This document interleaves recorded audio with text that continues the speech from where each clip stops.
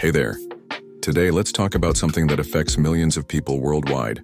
GERD, or gastroesophageal reflux disease. You might know it as acid reflux, but it's much more than just occasional heartburn. Think of your digestive system like a one-way street. There's a valve between your stomach and esophagus that's supposed to keep stomach acid where it belongs. But in people with GERD, this valve becomes more like a faulty door that keeps swinging open when it shouldn't. Here's something that might surprise you.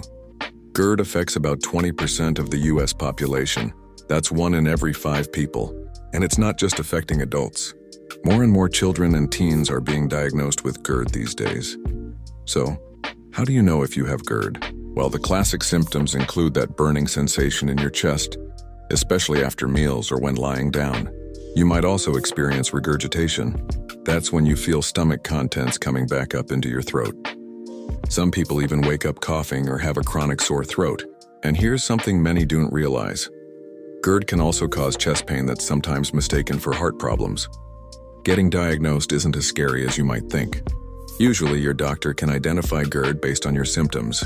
In some cases, they might recommend an endoscopy, a procedure where they take a look inside your esophagus with a tiny camera. They might also do something called pH monitoring to measure the acid levels in your esophagus. Now let's talk about treatment. The good news is there are many ways to manage GERD. For some people, over-the-counter antacids do the trick. Others might need prescription medications called proton pump inhibitors or H2 blockers. But here's the interesting part. Sometimes the solution isn't just medication. Prevention is actually a huge part of managing GERD. Think of it as your personal anti-acid reflux strategy.